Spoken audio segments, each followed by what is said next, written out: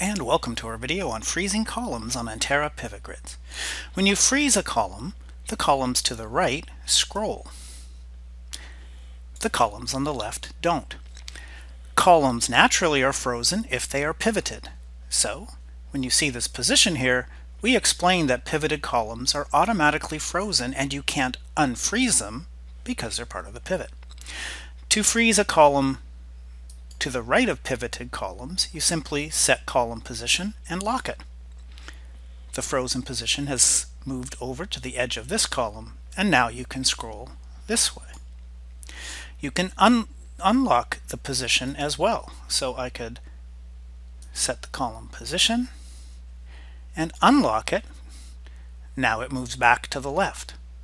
So in summary, column positions can be controlled so that you can see what you want to see and scroll through other columns. It's best practice to not have too many columns to the right. You can save as many views of pivot grids as you want, so you can focus in on key columns and not build huge, widely scrolling reports. Thank you for your time.